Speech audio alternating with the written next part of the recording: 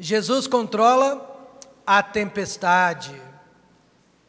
João capítulo 6, versos 15 a 21. Assim que você localizar a passagem, queira por gentileza se colocar em pé.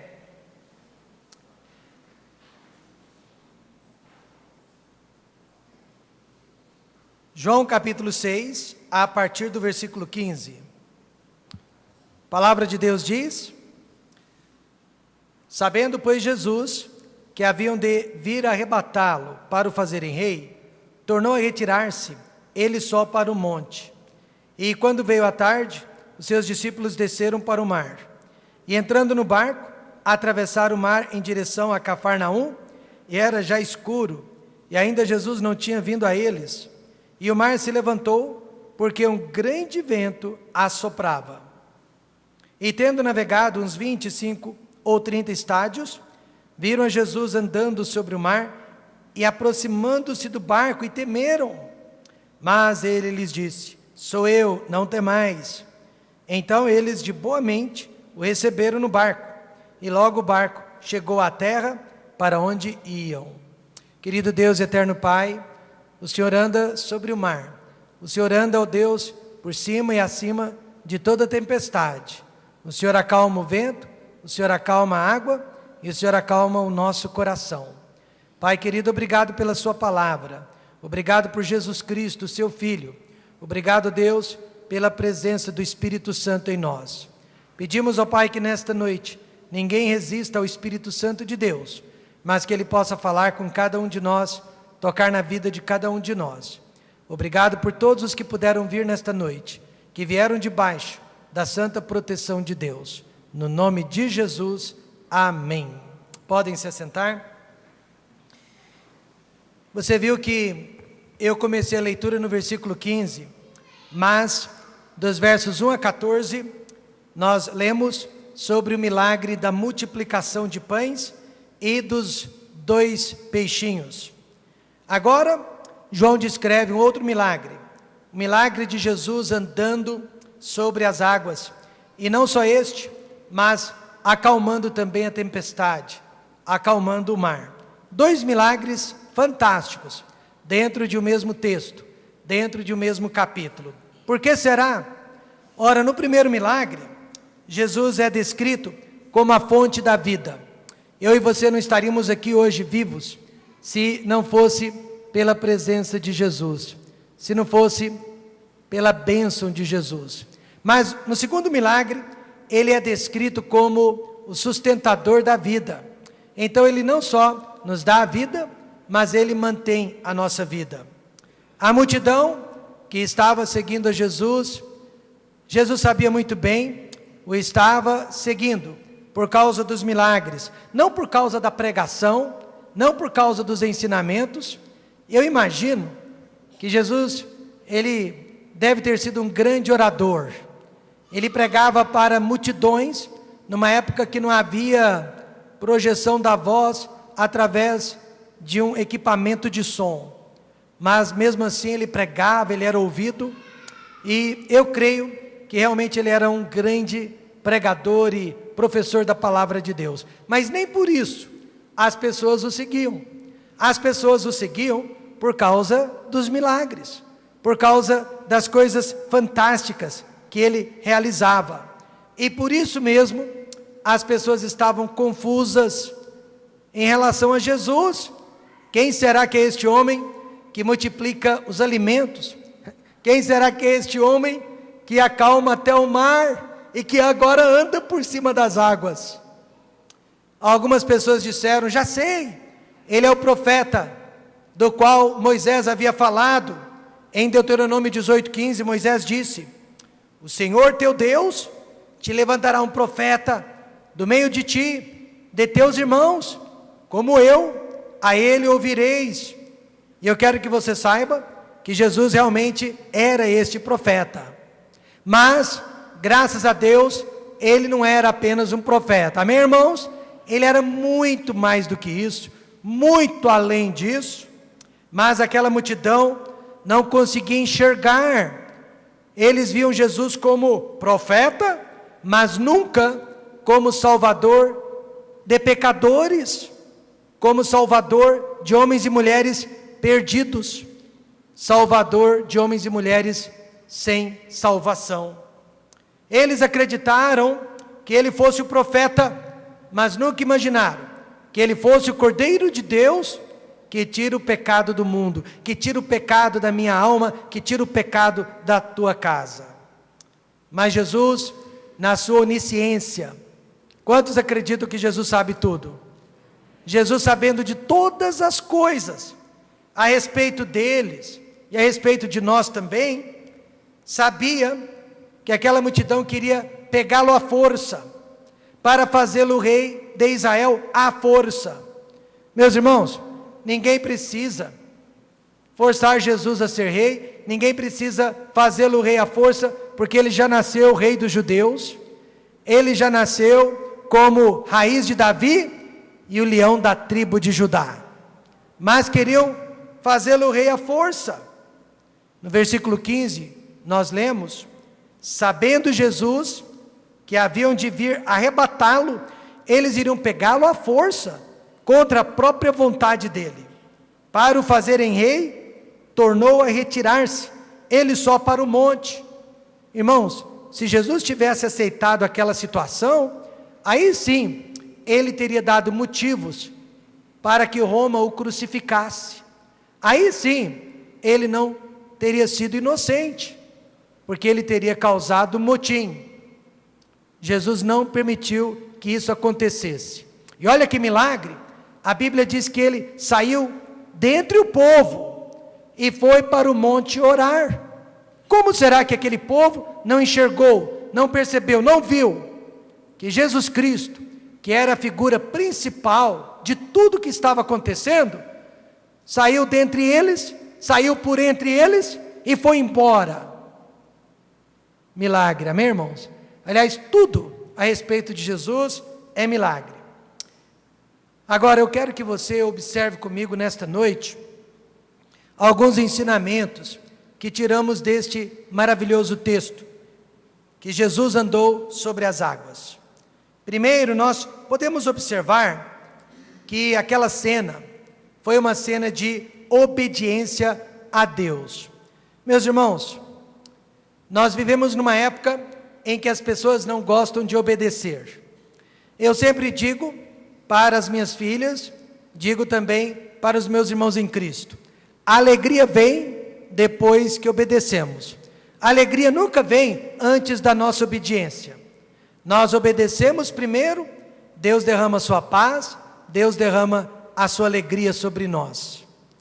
Mas a nossa geração é limpa aos seus próprios olhos, e ela por isso mesmo não gosta de obedecer.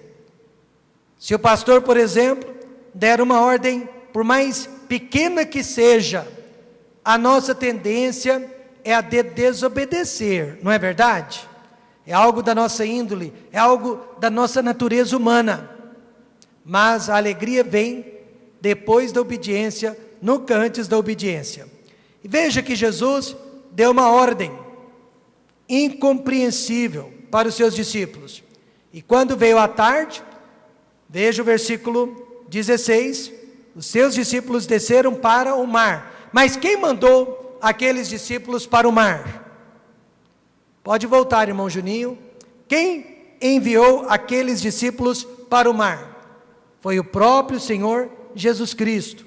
Porém ele não foi. A Bíblia diz que ele mandou os discípulos, mas ele foi para outro lugar. Agora olha, se fôssemos nós diríamos: o Senhor vem conosco? Não, eu vou para o monte orar. Ah, então nós não vamos. Não é verdade? Então nós não vamos. Nós só vamos se o Senhor for conosco. Mas aquela geração não era como a nossa. Eu creio que quando Jesus disse: vão para Cafarnaum, através do mar, os discípulos não questionaram. Imediatamente eles foram. Porém Jesus foi para o monte, provavelmente para orar. Mas esta ordem, ao invés de ter sido abençoadora, esta ordem, ao invés de ser segura, levou os discípulos diretamente para o meio de uma tempestade. Levou os discípulos diretamente para o olho de um furacão.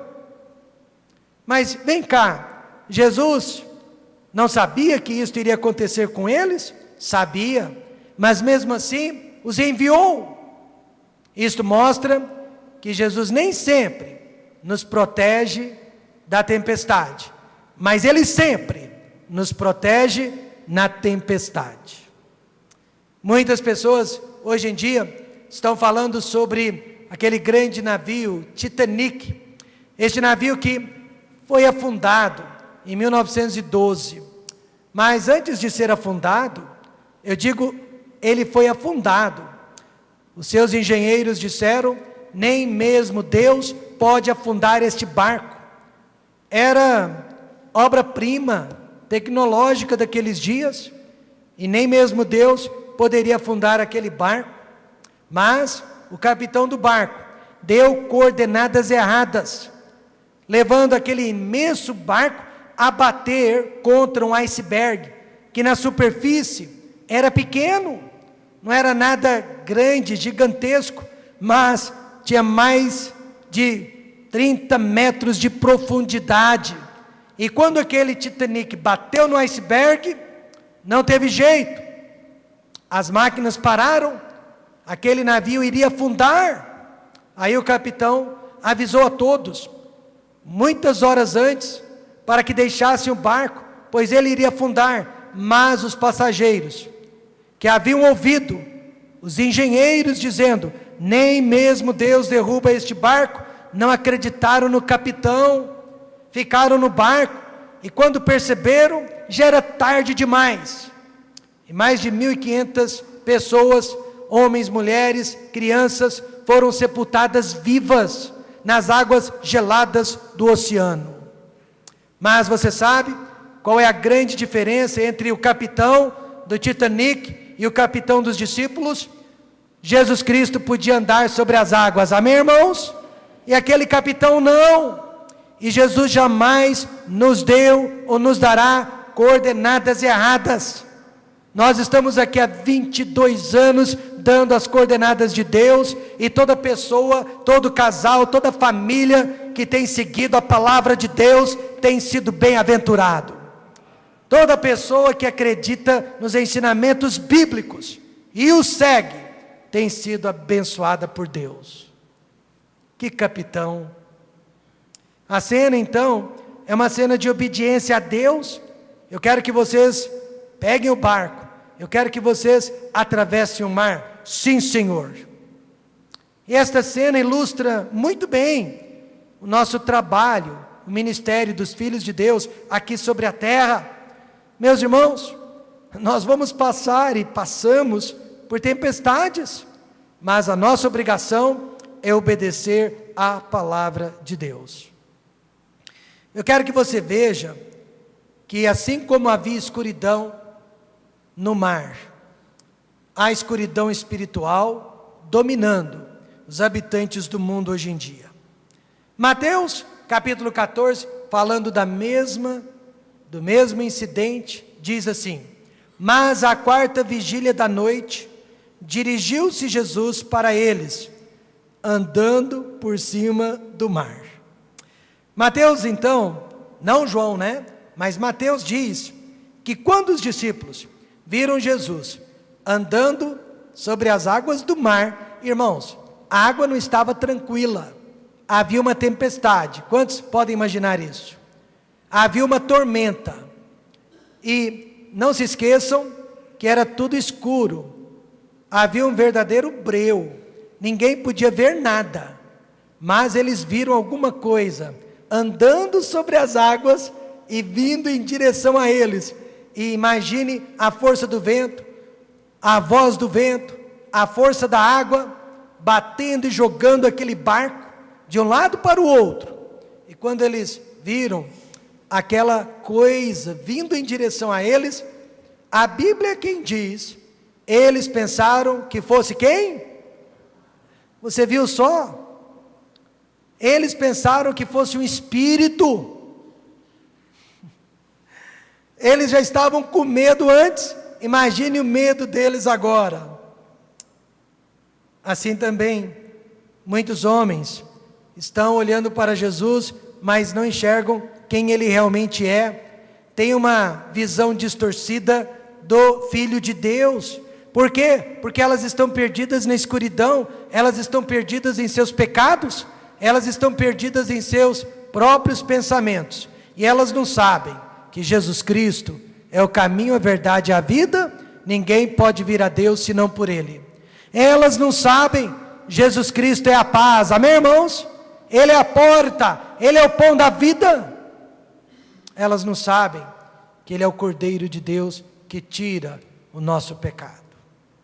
Mas Jesus mesmo disse, e a condenação é esta, que a luz, Ele veio ao mundo, e os homens amaram mais Olha, não me diga que você não entende este versículo, porque você entende, até crentes salvos, muitas vezes amam mais as trevas do que a luz, amam mais ficar em casa para assistir a um futebol, do que vir à igreja para buscar a presença de Deus, amam mais passear e se divertir, do que trabalhar, pregar a palavra de Deus. Nós entendemos este versículo. Os homens amaram mais as trevas do que a luz. Por quê? Porque as suas obras eram más. Nós entendemos este versículo, porque nós também somos homens, no meio de uma escuridão tremenda, parece que ninguém enxerga nada. Há um versículo no livro de Juízes, eu não vou abrir só para ganharmos tempo, mas lá diz que não havia rei em Israel, e cada um fazia o que parecia certo aos seus próprios olhos. Nós estamos vivendo esses dias, apesar da Bíblia, de toda a instrução, nós estamos fazendo o que parece certo aos nossos próprios olhos. Nós não estamos mais seguindo a palavra de Deus, a pregação dos pastores, os ensinamentos da igreja, não! Nós estamos fazendo o que parece certo aos nossos próprios olhos. Por isso eu digo, existe a escuridão da religião. Só o fato de você estar aqui não significa que você tem luz, não significa que você vê a luz. A religião do século 21 é uma religião sem o Espírito Santo de Deus, é um cristianismo sem Cristo, é perdão sem transformação de vida, é uma moralidade sem Deus, sem o céu e sem o inferno. Mas a religião verdadeira, ela transforma a minha vida, amém, irmãos? A religião verdadeira, ela me mostra o que é certo e ela me mostra o que é errado. A religião verdadeira, ela me dá paz. A religião verdadeira, ela me dá significado de vida. A religião verdadeira crucifica o meu eu e exalta o Senhor Jesus Cristo. Portanto, só ser religioso não resolve o nosso problema. Consideremos a quaresma, por exemplo.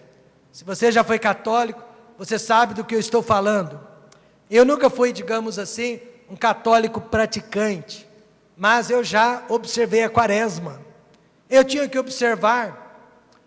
Morava com a minha avó e ela observava a quaresma. Quaresma, 40 dias que vão desde a quarta-feira de cinzas, não é isso? Até o domingo de Páscoa. Mas antes da quaresma, nós divertimos durante o carnaval, a festa da carne. Aí nós liberávamos a nossa carne para fazer tudo quanto a carne desejasse. Eu não, porque eu era criança, mas meus tios, minhas tias, minha avó também não, ela era muito decente. Mas, em outras palavras, havia uma liberação total.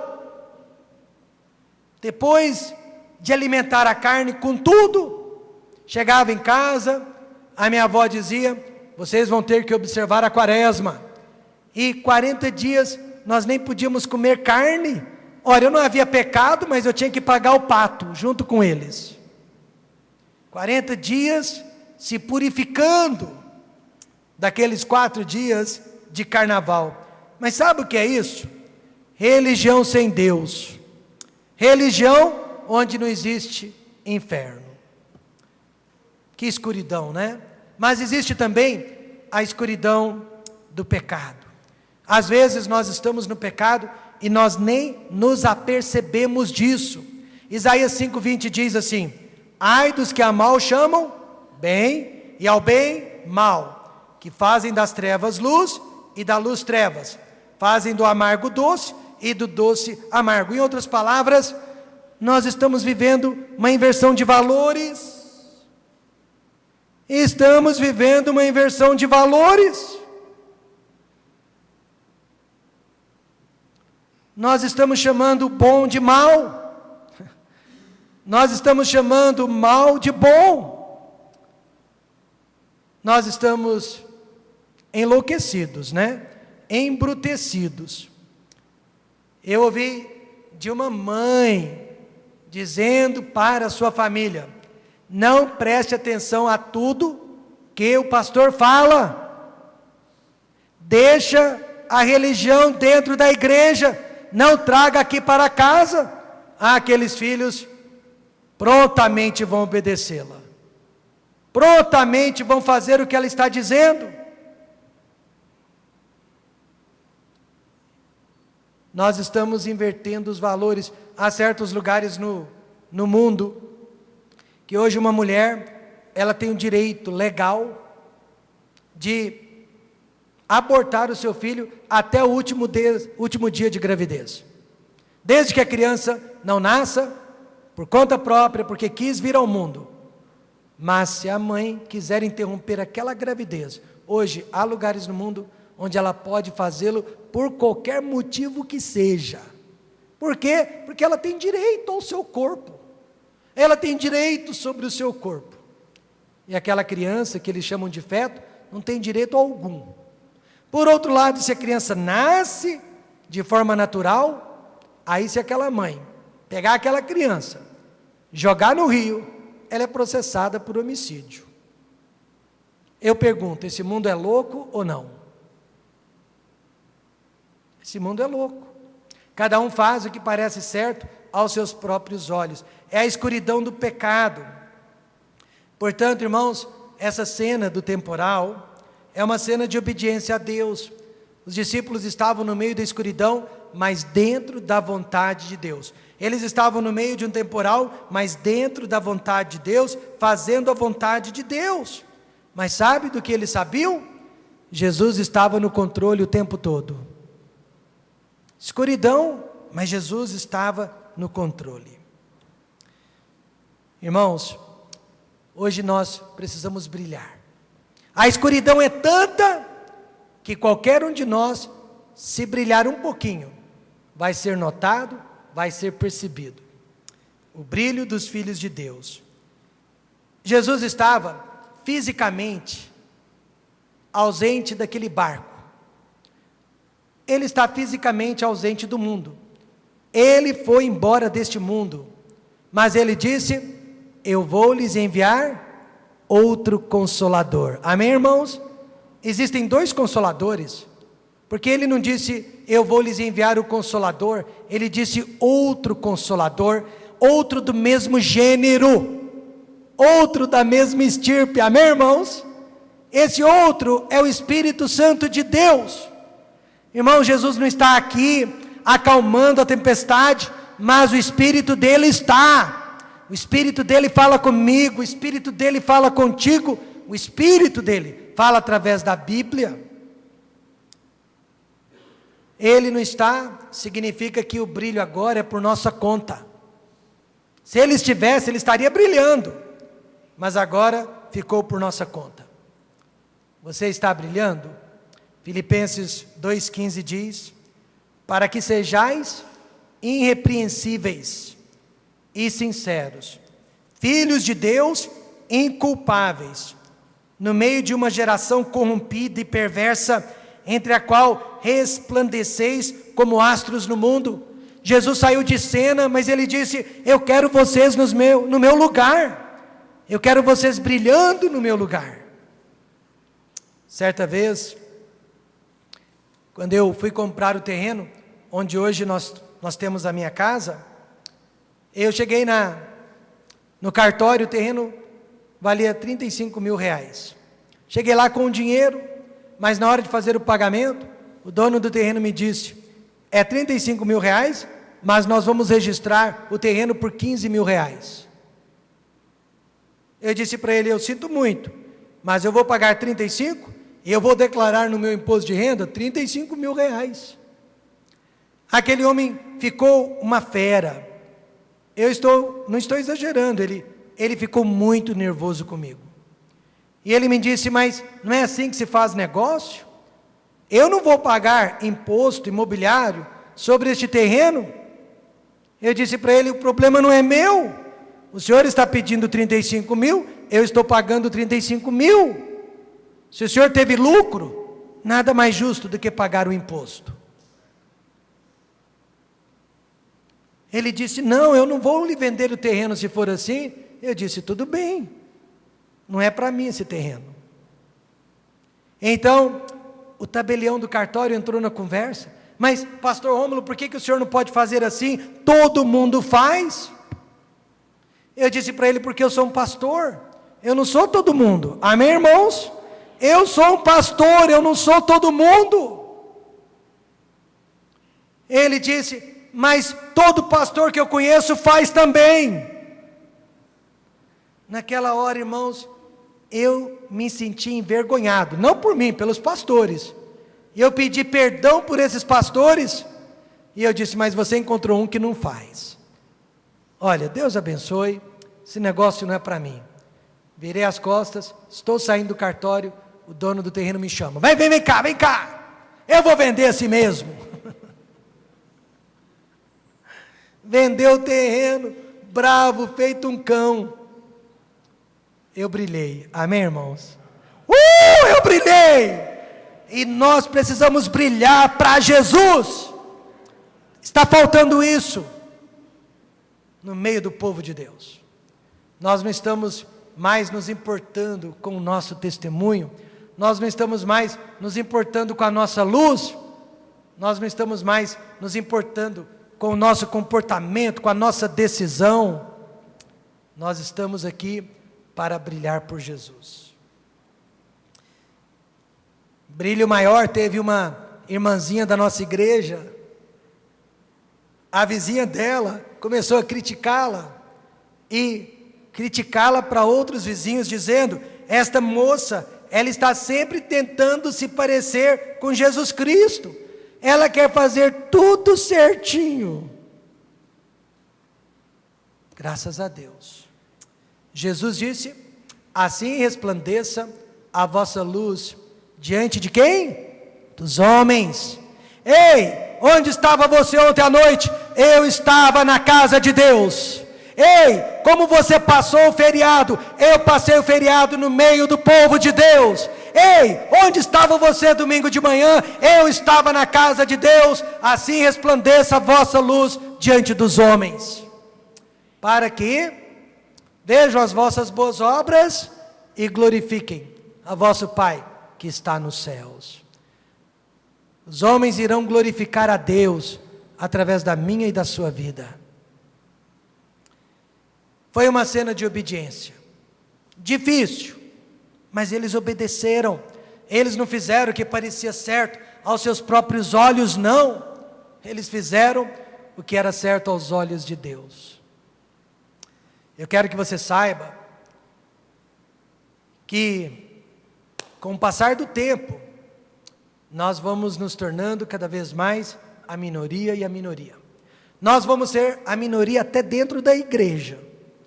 Nós vamos ser a minoria dando dízimo, nós vamos ser a minoria participando da promessa de fé para missões, nós vamos ser, e já somos a minoria, vindo nos cultos de oração da igreja, nós vamos ser a minoria nos cultos de quarta-feira. Olha, as pessoas que querem brilhar, vão cada dia mais se tornando a minoria, e as pessoas que não brilham, vão cada vez mais se tornando parte da maioria. Eu quero saber nesta noite, quantos querem fazer parte da minoria, mas brilhar por Jesus? É isso aí, irmãos. Esse é o nosso moto de vida, né? Brilhar para Jesus. Mas veja, em segundo lugar, a tempestade na vida dos filhos de Deus. Talvez hoje você esteja vivendo bonança, mas a tempestade vem. Ah, eu já passei por uma tempestade. Espere aí, outras virão. Veja no versículo 18. E o mar se levantou, porque um grande vento assoprava. Já ouviram falar de tsunami? Eu já vi um tsunami via satélite. É terrível, né? O mar se levanta a 10 metros. Imagine aquela paredona na sua frente. Jesus Jesus prepositadamente enviou os seus discípulos para o centro de uma tempestade. Ô Jesus, eu te aceitei para que o Senhor pudesse me desviar das tempestades, mas não para me enviar no meio de uma. Irmãos, quando Deus permite temporal em nossas vidas, Ele sempre tem 2 objetivos, 2 propósitos, sempre. E o primeiro deles, provar os filhos de Deus para saber quem é sincero. E segundo, causar crescimento espiritual. Primeiro, Ele quer provar os seus filhos. Nós nunca sabemos até que ponto nós somos de Deus até sermos provados. Isaías 1:25 diz: e voltarei contra ti a minha mão, e purificarei inteiramente as tuas escórias, e tirar-te-ei toda a, diga alguém, impureza. Eu contei para vocês que há uns 4, 5 anos atrás, a minha esposa me convenceu a fazer uma limpeza de pele. Terrível, né? Eu e ela estávamos neste lugar, eu paguei uma limpeza de pele para ela, aí ela quis que eu fizesse também. Mas eu disse para a moça que iria nos atender, eu não tenho nada, a minha pele é pele de bebê, ela é clarinha, branquinha, lisinha, eu faço barba todos os dias, eu não tenho nenhum tipo de irritação. Aquela moça não falou nada, pegou um espelho, não era espelho, para mim aquilo lá era uma lente de aumento, com 10.000, capacidade 10.000, né, de amplificação, e mostrou o meu rosto naquilo. Eu vi tantos buracos, eu vi cravo, até canela. Irmãos, eu vi de tudo, principalmente na ponta do nariz. Eu não imaginava que o nariz fosse tão sujo, tão feio assim. Às vezes eu falo, oh Deus, obrigado pela minha hipermetropia, porque não dá para ver tudo de feio no mundo. Quando eu olhei para aquele espelho e vi o meu rosto como ele realmente é, irmãos, eu disse, limpa agora, tira tudo isso. Aí aquela moça me colocou numa cadeira super confortável, parecia cadeira de dentista. Ela me deitou assim, pôs uma luz super forte sobre o meu rosto, colocou 2 pepinos em cima dos meus olhos, depois colocou uma venda, e eu pensei, por que será que ela não quer que eu veja? Aí ela começou, aí ela disse, você quer ver o que eu tirei? Falei, quero. E ela mostrou em cima de um papel preto, aquelas impurezas, aquelas escórias. Eu falei, Senhor da glória, é feio demais. Olha, você e eu estamos cheios de escórias. E qual é o espelho que pode nos mostrar quão imperfeitos e impuros nós somos? É o espelho da palavra de Deus. Quanto mais você lê a palavra de Deus, quanto mais você escuta a palavra de Deus, mais você se reconhece, mais você se percebe, menos você julga as outras pessoas, menos você critica as outras pessoas, menos você olha para as outras pessoas, porque você é feio demais. E Deus promete que Ele vai colocar a mão dEle contra nós, vai nos purificar inteiramente das nossas escórias, vai tirar de nós toda a impureza.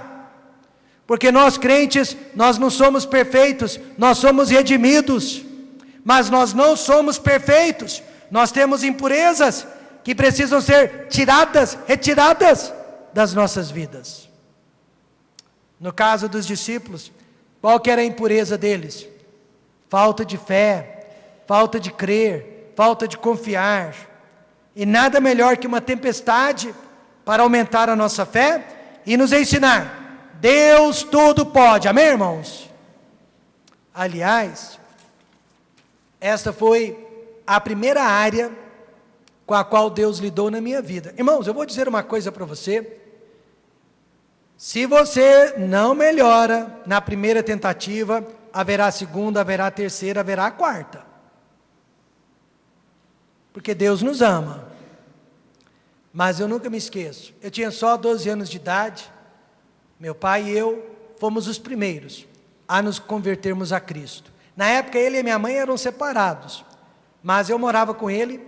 Uma irmã mais velha morava com ele. Acho que só nós dois, dos 6 filhos, morávamos com ele. Meu pai vendeu o bar e foi trabalhar numa loja, chamada Lojas Regente. Ele vendia pano, vendia roupas. E nós éramos novos na igreja e faltou dinheiro. Nós até passamos fome. E, consequentemente, o meu pai atrasou 3 meses o aluguel da casa onde morávamos. Já no 3º mês, o dono da casa foi pessoalmente à casa. Levou 3 homens enormes. E então ele disse para o meu pai: eu lhe dou apenas 3 dias para sair desta casa. Se você não sair em 3 dias, eu e eles vamos voltar aqui e vamos colocar todos esses móveis no olho da rua. Eu era uma criança, só tinha 12 anos de idade. E aquela foi a primeira vez na minha vida que eu vi o meu pai chorando. Até então eu nunca tinha visto uma lágrima sequer sair dos olhos dele. Foi a primeira vez. Eu vi o meu pai chorando, sendo humilhado na presença daqueles homens. Eu era novo convertido. Mas, irmãos, quando eles foram embora, eu entrei no meu quarto, ajoelhei-me e orei. Amém, irmãos? Eu orei. Deus estava permitindo aquele temporal, aquela tempestade, já no início da nossa conversão. Ele estava provando a nossa fé. Eu orei. Os próximos 3 dias eu orei. Eu jejuei, eu era criança. Jejuei mais por necessidade do que por vontade. Mas jejuei. No 3º dia, num sábado, ao meio-dia, meu pai estava picando o cartão para sair da loja. E uma colega de trabalho chegou atrás dele e disse: Senhor Durval, o senhor ainda precisa de uma casa? Ele disse: preciso. Ela disse: meu marido recebeu um telefonema ontem à noite, ele foi promovido e transferido para o Paraná. E nós acabamos de alugar uma casa, já pagamos o 1º mês, você gostaria de ficar na casa? E ela já entregou a casa com contrato e tudo, e colocou a chave nas mãos do meu pai. Meu pai chegou em casa naquela tarde, e quando ele me contou, irmãos, do milagre, eu era novo convertido, mas eu sabia que era a mão de Deus. Irmãos, eu pulei na cama várias e várias vezes, glorificando a Deus, dizendo amém, glória, aleluia. Eu aprendi muito cedo que você pode confiar no poder de Deus. Mas tem gente que até hoje não acredita. E aí Deus manda temporal em cima de temporal. Temporal em cima de temporal. Você quer um conselho? Pare de duvidar. Confie em Deus. Creia em Deus e você verá maravilhas. Eu acho que já dei muitos maus exemplos para a nossa igreja, mas espero que ninguém nunca me acuse de ter demonstrado falta de fé. Em segundo lugar, a tempestade também serve para causar crescimento espiritual. Você não cresce espiritualmente, fica engateando aí, tem dificuldade para vir à igreja, toda vez é uma luta, tem dificuldade para ler a Bíblia, tem dificuldade para orar, tem dificuldade para entregar o dízimo, participar da promessa de fé, enfim, você tem dificuldade para servir a Deus. Olha a promessa de Deus. Deus disse através de Cristo para Paulo: a minha graça o quê? Te basta, porque o meu poder se aperfeiçoa na fraqueza. Aí Paulo respondeu: De boa vontade, pois, me gloriarei nas minhas fraquezas, para que em mim habite o poder de Cristo. Paulo tinha um espinho na carne. Ninguém sabe exatamente o que era este espinho. Eu imagino que era uma cegueira parcial, porque toda vez, pelo menos algumas vezes, que ele escreveu uma epístola, ele disse: veja com quão grandes letras vos escrevo. Ora, se tem que escrever grande, é porque é meio cego. Mesmo porque, quando ele aceitou a Cristo, ele ficou cego por 3 dias. Talvez ele nunca tenha voltado ao normal. Mas era algo que o atrapalhava, numa época que não havia compensação. Imagine naquela época. Hoje eu mesmo, sem os meus óculos, eu já seria uma pessoa limitadíssima. A presbiopia não iria permitir que eu lesse a minha Bíblia. Mas Paulo, ele aceitou aquele espinho, porque ele disse: olha, é porque eu sou fraco, é que Deus pode me usar. E, irmãos, 22 anos de igreja, vamos ser sinceros, nós éramos mais usados quando tínhamos menos, ou agora que temos mais? Eu vou reformular essa pergunta.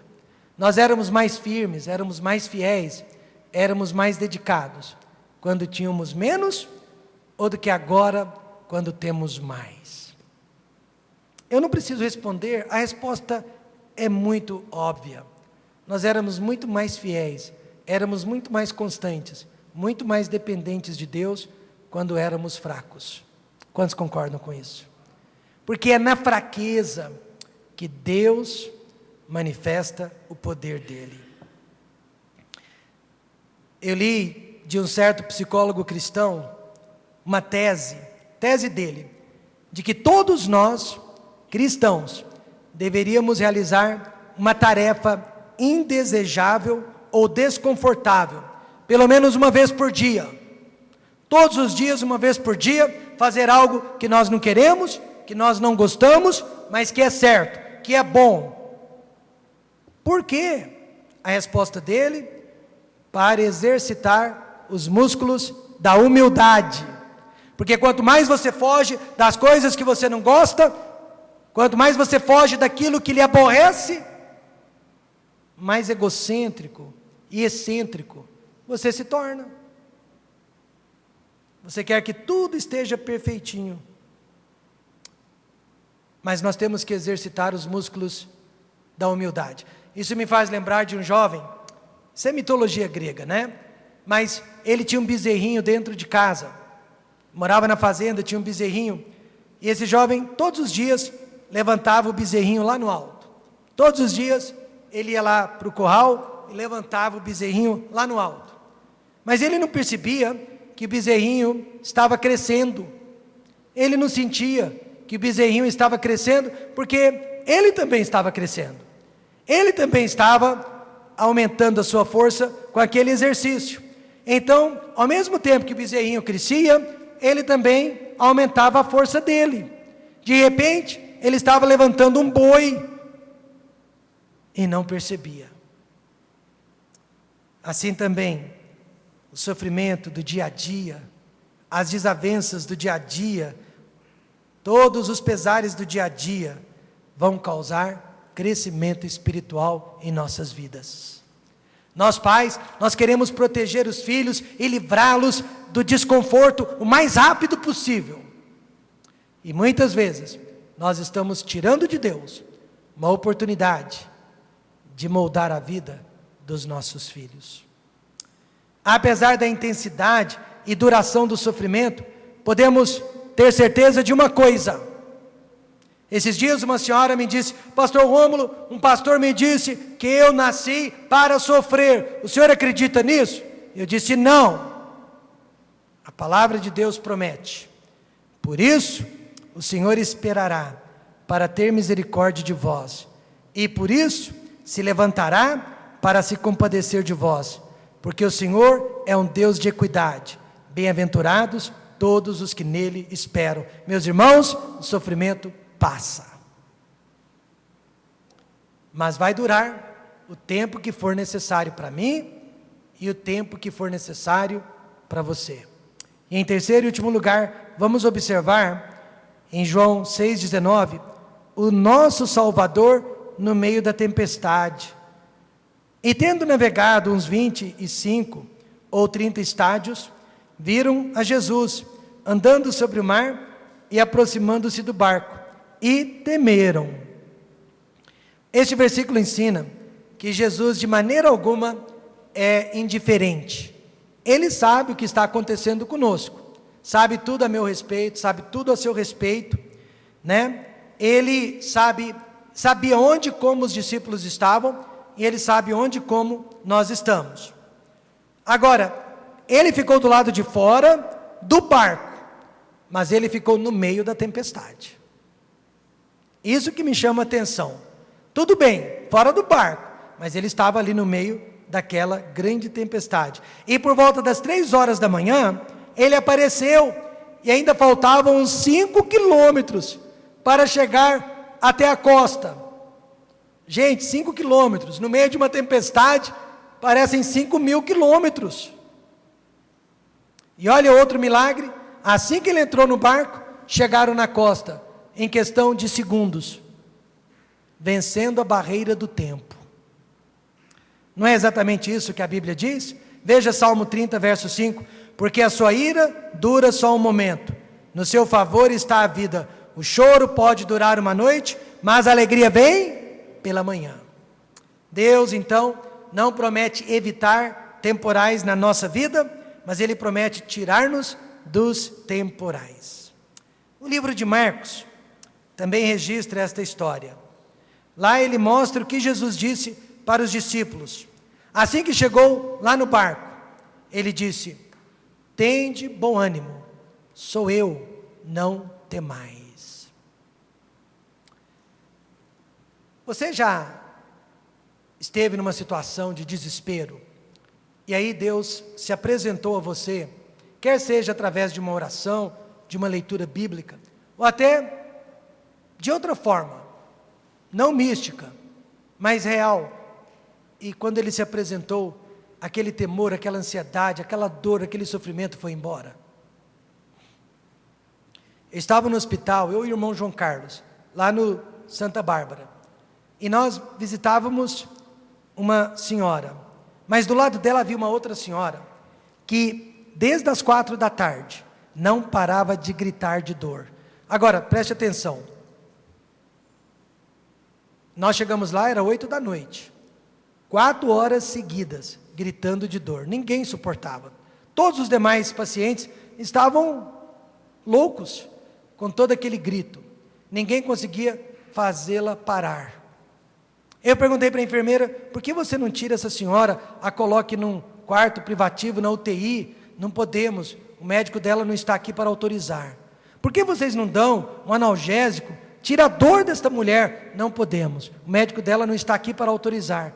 E 4 horas gritando, pior, ela gritava o nome de Deus, ela gritava o nome de Jesus, e ela dizia: Jesus, o Senhor não prometeu que quem orasse o Senhor ouviria, o Senhor atenderia? O Senhor não prometeu livrar as pessoas que crescem?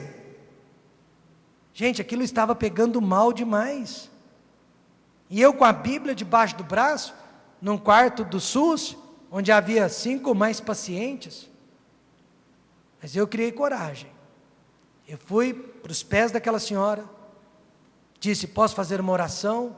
A filha disse: pode, por favor, e ela gritando, coloquei as mãos naqueles pés, o João Carlos estava comigo, e eu orei e falei: oh Deus, essa mulher está dizendo coisas absurdas a seu respeito, ela está simplesmente dizendo que o Senhor não escuta oração, que o Senhor não atende oração, que o Senhor não abençoa, ela está ali caluniando, por favor Senhor Deus, faça com que essa dor suma, faça com que ela pare de gritar.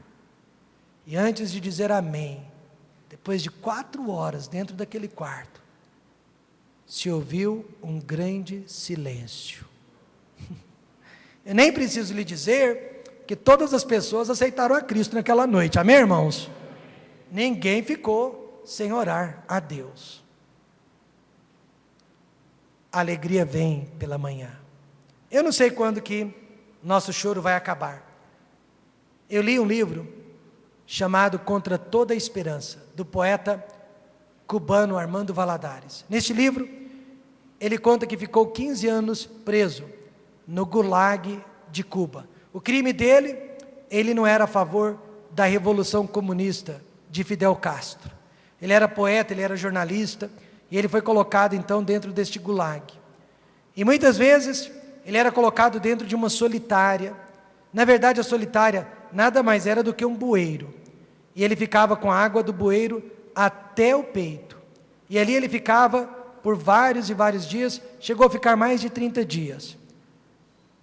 Havia uma luz branca que não permitia com que ele dormisse, não permitia que ele soubesse se era dia ou noite. Ele perdia completamente a noção de tempo.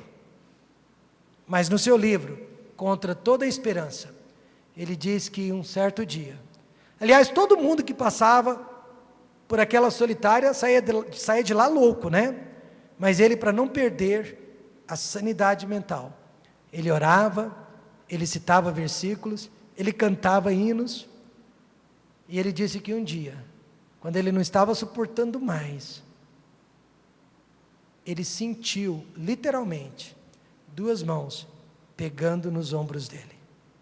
Não era ninguém atrás dele, porque o bueiro só cabia uma pessoa. Eles abriam um buraco, jogavam a pessoa lá dentro, tampavam o buraco. E ele sentiu 2 mãos. E no livro ele diz, eu tenho certeza que eram as mãos de Jesus. E ele disse que aquelas mãos lhe confortaram dentro do bueiro. E ele ainda ficou vários dias dentro daquele bueiro, mas depois daquele toque, ele podia ficar 1 ano dentro daquele bueiro. Amém, irmãos? Ele promete que vai nos dar conforto. Eu acredito nisso.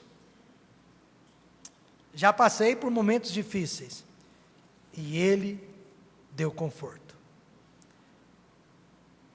Provavelmente Jesus chegou para o Armando naquele dia e disse, tem de bom ânimo, sou eu, não temais. Irmãos, Jesus andou sobre as águas. Foi uma cena de obediência dos discípulos. Se você obedecer, você vai ver milagres na sua vida. Você vai ver Jesus andando sobre as águas. Melhor ainda, talvez você ande sobre as águas. Mas seja a luz do mundo. Brilhe por Cristo. Foi uma cena de tempestade na vida dos filhos de Deus, que precisam ser provados. Não existe fé sem provação. E foi uma cena do Salvador no meio da tempestade. Não importa o que você esteja vivendo e passando, Jesus está presente. Ele não nos abandonou. Agora, ele chegou na hora certa, né? Raramente ele chega adiantado, mas ele nunca chega atrasado para salvar os seus discípulos. Jesus anda sobre as águas. Isso significa, o nosso Deus é maior do que todos os nossos problemas. Vamos orar.